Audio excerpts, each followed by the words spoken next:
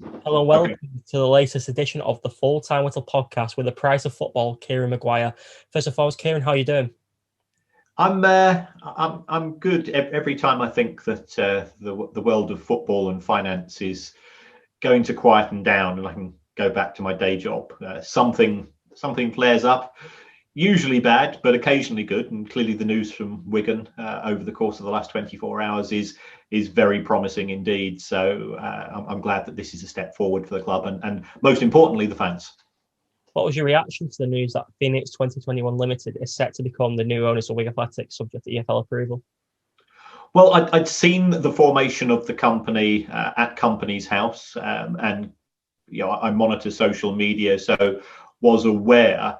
Having said that, we've seen many companies being set up over the course of the last couple of years for a variety of potential takeovers of football clubs. So it's never over until the fat lady sings when it comes to takeovers. And Wigan have had a few false dawns over the course of the last 2 or 3 years, but this group appears to have a greater knowledge of the industry.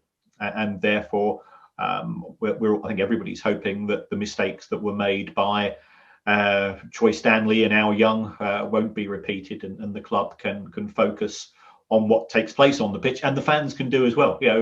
As football fans, we don't want to be trawling through Companies House directors' records and spreadsheets and old sets of accounts and trying to get links with people in strange countries. We just want to go along and cheer our team along and hopefully see them move on to better things in the division. Absolutely. I think Wigan fans cannot wait to have their full focus just on a Saturday afternoon or a Tuesday evening. And how would you reflect on the last 9 months at the D-Green Stadium during one of the darkest chapters in the club's 8 to 9 year history? It was a litany of mismanagement, miscommunication, and there are still some things which I suspect will never be answered that fans will be scratching their heads about for years, especially with regards to the behaviour of Al Young. None of it makes sense. And given that it's effectively some private arrangement between two individuals on the other side of the world, we ain't going to find out.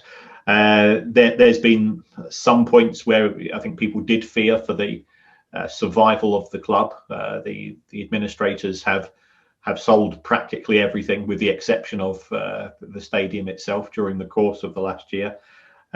Some of the prices are knockdown prices, and that's what you expect under these circumstances. But I think we've got to look forward rather than back, and just be thankful that the club looks as if it's going to be in existence and playing football next season. I'm sure Wigan Athletic fans will echo that statement, because it has been a really 9 months for everyone involved at the football club, but the end is now in sight, and you can be very encouraged about the prospect of the future, certainly by what the fans have seen and heard so far from the Phoenix 2021 group. Phoenix 2021 Limited are from Bahrain, but they are based in the United Kingdom. The group is owned by former investment banker Mr. Abdul Ruman Al Jassami, and they already have an experienced football team in place to run operations domestically. The group of advisors include experienced Chief Executive Mal Brannigan, Dr. Oliver Gottman, and long-serving Latics Finance Director Richard Bramall, who's been at the club in that role since 2013. The team also includes Dr. Thomas Markham, who is an expert in football finance and strategy. Kieran, I understand that Tom is a past student of the University of Liverpool's football MBA course and often speaks to and mentors the students on the course. What is your relationship like with Thomas Markham? I've known Tom because I've heard him speak to our students. He's very articulate. He's very passionate about the game. He had a career again, sort of in the world of finance and things of that nature, but had a love of football. So on the back of a career change where he came to Liverpool to do the football MBA, he was offered a fairly senior position, ironically with another club in League One, and I won't go into the details of the club, but I think he was in the running for a good position there.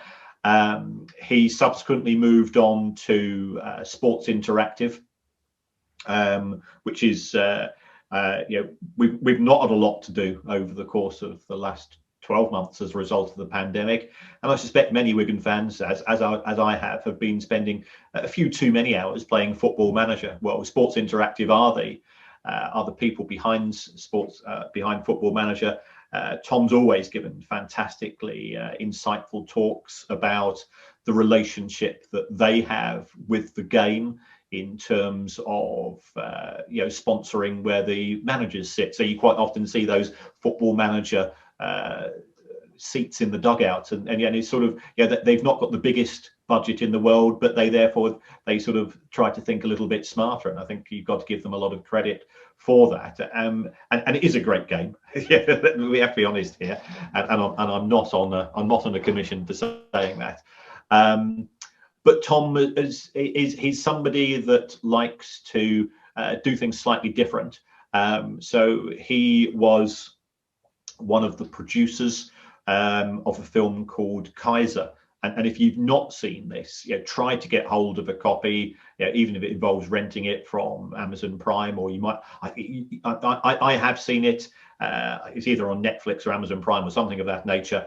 It's the craziest football story. And we know that football is a crazy business. It's about a Brazilian footballer who had an 18-year career in football and never played a single match. And other Brazilian footballers loved him because this guy was the guy that organised the parties for players. And as we know, Brazilian players like to party. And it was really well researched, and Tom was behind that. And I think he likes the idiosyncratic elements of the game. At the same time, he is from a finance background. He will be keen to impose sensible financial management of the club, and I think going forwards, many fans want a sugar daddy to come into their club, somebody that will do a Roman Abramovich or a Sheikh Mansour and spend money as if it's going out of fashion. And that's great fun, and you'll never find Manchester City or Chelsea fans complaining. But I think more importantly than that, from the perspective of Wigan Athletic, you want people that will be in charge of the club, who will set it up that it will be here in 5 years, 20 years, 50 years, when you're going down to the stadium with your children or grandchildren, and that's actually more important than the short term. Let's sign a centre forward from a country but we're not quite sure where it is on the map, for a player that we've never heard of before, but it's £30 million in the Premier League, so therefore he must be good.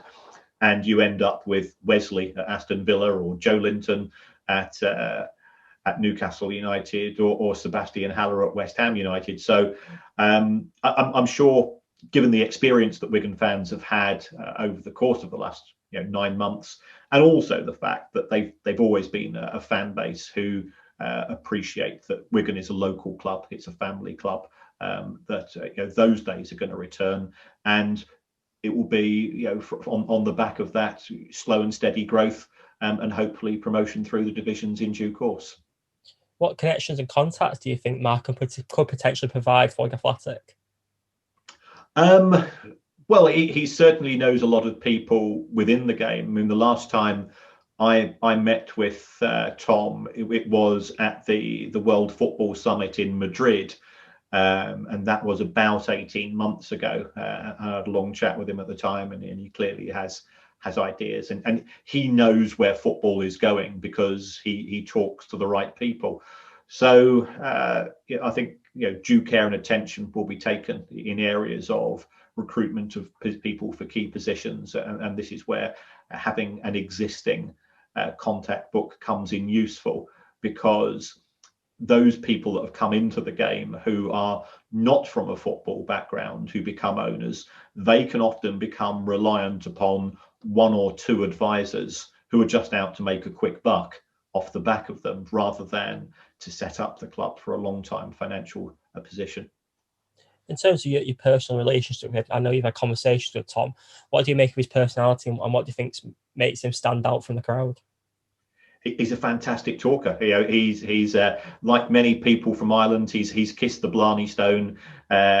He can. You can start a conversation with Tom, and it will still be going 3 or 4 hours later.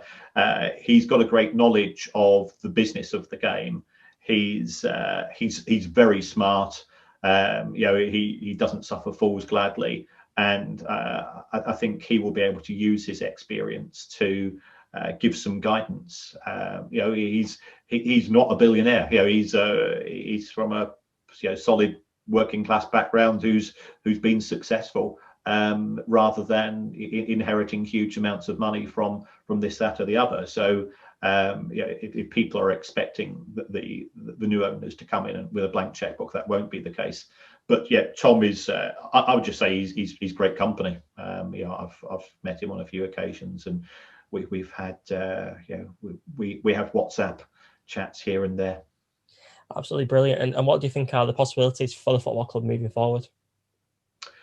Well, I think the first thing to do is, as far as this season is concerned, there's an element of stability now going forwards, in the sense that we are now at a period of time where players will be looking towards 21, 22. So assuming that the deal goes ahead, and nothing's signed off yet, but assuming this deal goes ahead, I think the first thing that will happen is that the senior management team will sit down and look at their budget for next season, how many of the existing squad will be involved with that. I think they'll want them to get them in quickly and give a degree of certainty, because Wigan are not in an ideal place where they are in League One at present. And effectively, if we stay in League One, we can offer you this. If we drop down to League Two, we think we can offer you that, and try to be honest and upfront with people. And then over the course of the summer, they're in a position to build, depending upon the division in which they find themselves, because you do get additional money.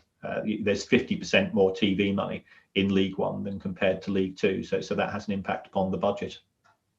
Absolutely, so a great answer. I'd really like to thank you for your time today, and for all your time throughout this last 9 months on the podcast. And your podcast is absolutely excellent, The Price of Football. There'll be a link in description for anyone who would like to listen. It's award nominated and hopefully award winning in the very near future. My final question is, are you personally optimistic for the future of Wigan Athletic? Yes, I think having owners and directors who are familiar with the football industry is important, and B, have some connection on a slightly more local basis. And then, the finance director, from what you're saying, is a long-standing pillar of the club.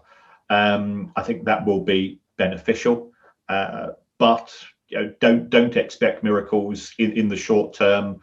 And I think the fans have to buy in. And to be fair, we've spoken to people from the fans, supporters groups, and on our show, and it's always been very, very measured. And I think it's a time to celebrate. I know, in respect of my club, Brighton, I saw them go through very similar, winding up orders, loss of grounds, threats of administration, high court cases, and getting back to supporting a football club is going to be a huge release for all the fan base.